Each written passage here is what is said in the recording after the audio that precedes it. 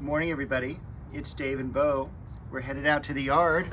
Bo's going to lead us, and we're headed out to see what the yard looks like today. It is October 17th, 2023, and it's pretty early in the morning. The sun has just come up, and everything looks like it's been watered because it's recently been watered. But I'm going to show you the highlights. Bo, of course, number one highlight here. We've got a few blooms left on the scabiole. It's beginning to kind of finish out for the season. The Peruvian daffodils definitely have. They're just kind of exhausted and falling to the sides. The Corsican mint, still looking terrific. I did cut back the dianthus about 2 weeks ago, and it's coming back.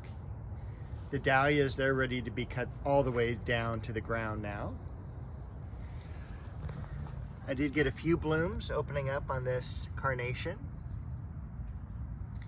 And take a look at how nice that Dunes Valley thyme is looking. Again, cut back about 2 weeks ago. Behind here, we've got some dwarf Chamaecyparis and a fern leaf Hinoki cypress, beautiful delphinium blooming, the Tabernet Montana in the back, along with the lamb's ears in the front.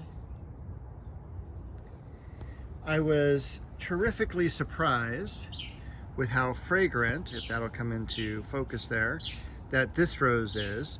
This is Caroline de Monaco, and I thought it was mislabeled. I still think it might, but I went back to the grower that I bought this from, and all their others were doing the same thing, where it had this gigantic growth stems, and I thought it was, mislabeled, some type of climber or something like that, but no, all of theirs is doing the same thing. So maybe it's just with this rose. Either way, guess what's being moved this winter time? And maybe I'll put in like a double delight rose or something. That is one rose I don't have that's been one of my favorites for years and years and years. It is probably among the most famous roses of all time. And step back in here. Look at that foxglove. That's at the end of the summer, or early fall. And it's looking like gigantic. I got to get back in here, do some weeding, pull the creeping fig off of the fence line, get the rest of all those weeds pulled. Luckily, it's down to just a few major weeds. They've choked out all the other ones, but still, it's getting the time to do that. It was midterm week this week, and I have just been grading like crazy up until about midnight, 1 a.m. every night, and teaching every day. This is almond shrub, botanical name Aloysia, and very sweet fragrance, not overpowering unless you have it in the car with you, but it's really such a beautiful plant, easy to grow. There's Bo again, enjoying the Corsican mint herself. Ingrid Bergman.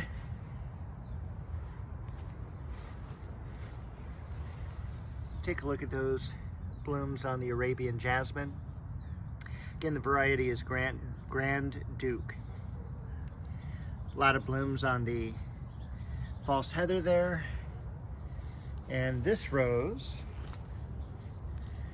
this is Alina, and it's one of the roses that kind of reflects the moonlight and nighttime lights. It really is super visible at nighttime when it's in bloom. So there's another Grand Duke flower there. And again, looks like I'm gonna have to get rid of Helen Trauble this next year. She has definitely been struggling this entire season, but one of the original plantings here from probably 30 years ago did have Lynn Anderson have a few reblooms here. And with the cooler weather, which I'll tell you about in a moment, the roses will come back into bloom. And you'll have a really nice fall bloom before they get cut back for the winter. Now, the reason I kind of laugh at the cooler fall weather is it is supposed to be like 95 degrees today and a couple days from now, and it's just been unseasonably warm for this 5-day stretch.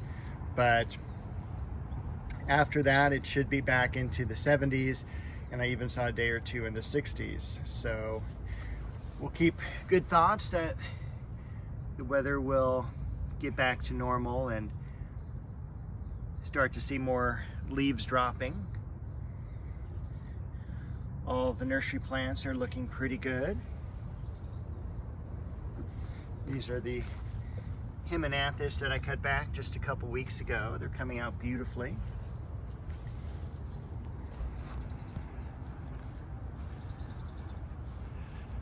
You know, it's funny, I struggled growing some tomatoes over here. This is the first time this plot has ever been used in who knows how long, because I cut back the ligustrum shrubs about 2 or 3 years ago.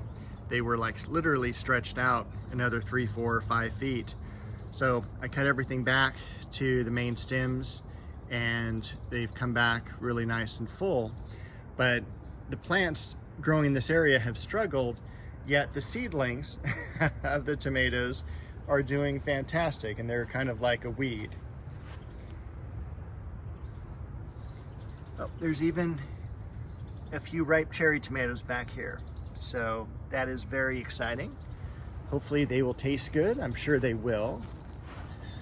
Over here, I do have to do some covering today, just because it is that 90-degree plus weather, and I just don't want any further damage on these.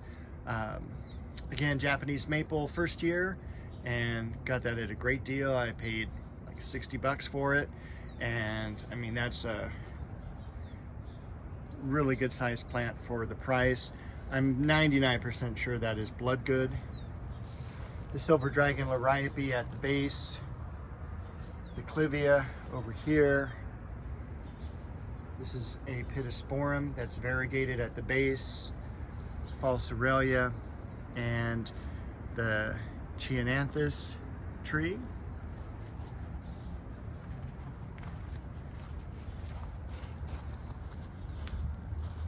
Have a little liquid amber seedling coming up in the rocks.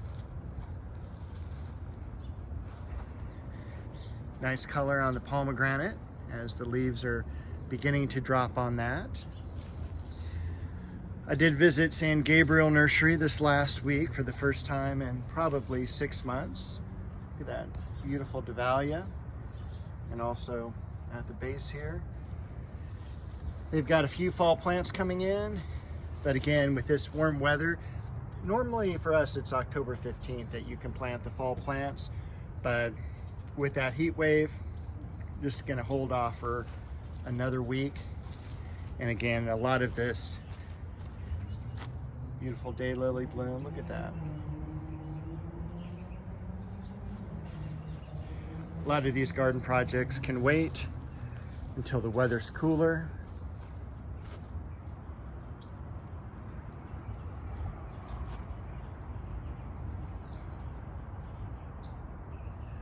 Not a whole lot else going on in the yard, so we'll make this a quick video.